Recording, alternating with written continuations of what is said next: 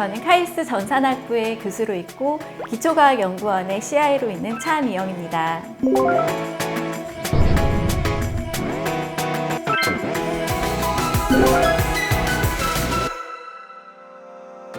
제가 하는 분야는 요즘 핫한 데이터 과학인데요.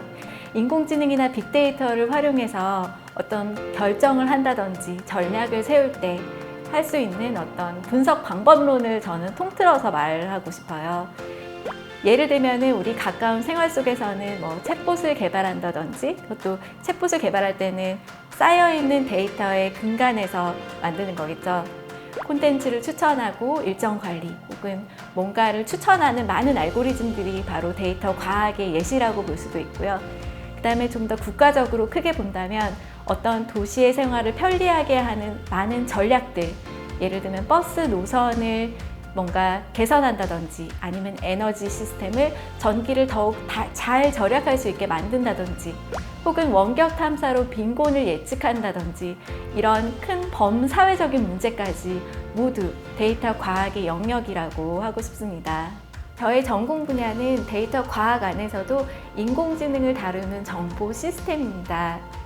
여기서는 인터넷이나 사회 연결망, 그다음에 생체 신호 등 다양한 데이터를 모델링하고 딥러닝 학습을 활용해서 유의미한 결과를 찾아내는 역할을 하고 있습니다.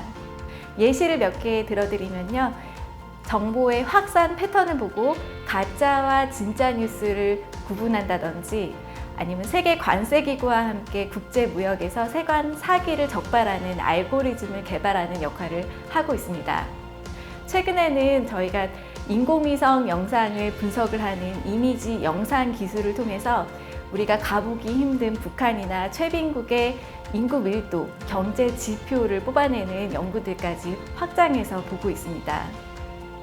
저에게 가장 특별한 연구는 독일 막스플랑크 연구소에서 포닥을 하던 시절 2009년에 했던 트위터 연구입니다.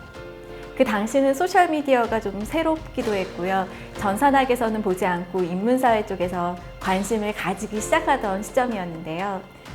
저는 소셜미디어가 너무 재미있는 것 같고 앞으로 크게 될 것 같은 느낌이 있어서 그때 굉장히 서둘러서 5천만 전 세계 그 당시 사용하던 전 세계 트위터 사용자 정보를 수집하고 그 사용자들의 연결 구조, 200억 개의 소셜 링크, 그 다음에 그 사용자들이 썼던 17억 개의 트윗 메시지를 모두 수집해서 했던 연구가 저에게 가장 기억에 남습니다. 그 연구의 제목은 100만 팔로워의 오류라고 붙였습니다.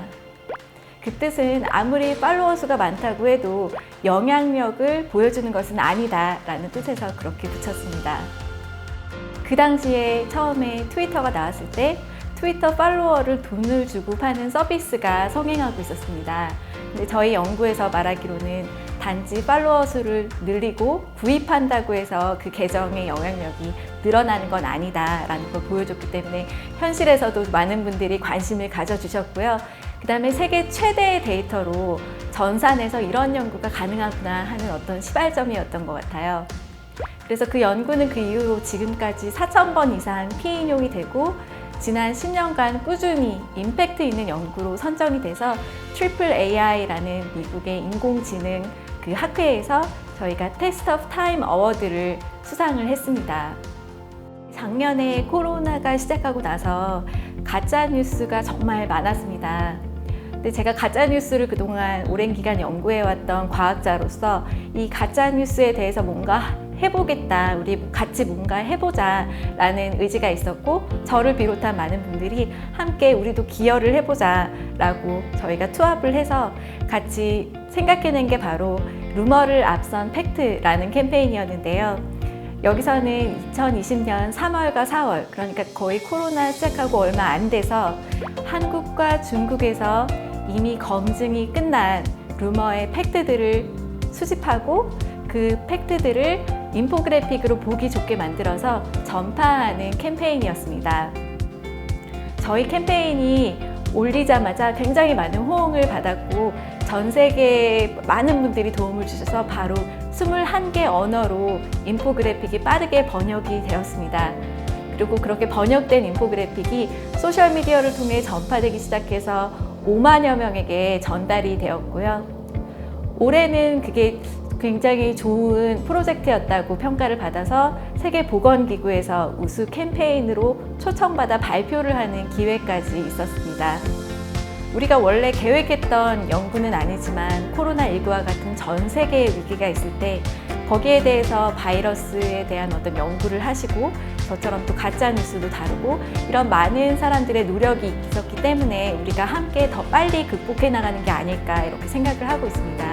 그래서 우리가 기초 과학을 한다는 것에 있어서는 이건 내 분야가 아니야, 이건 내 원래 연구 계획에 없었어 하고 나서지 않기보다는 조금 더 우리가 액셔너블한 베이직 사이언스도 할 수 있어야지 되는 시대상을 반영하는 그런 연구가 되지 않을까 생각을 하고 있고요. 그다음에 과학자가 사실 소통하는 거는 쉽지 않은데 과학자가 소통에 대해서 연습을 하거나 아니면 교육을 받은 게 없기 때문에 또 우리 과학자들이 대중과 잘 소통을 할 수 있게 좀 쉬운 언어로 얘기하고 그다음에 소통을 잘하는 법을 또 알려주는 프로그램도 많이 생겼으면 하는 바람입니다.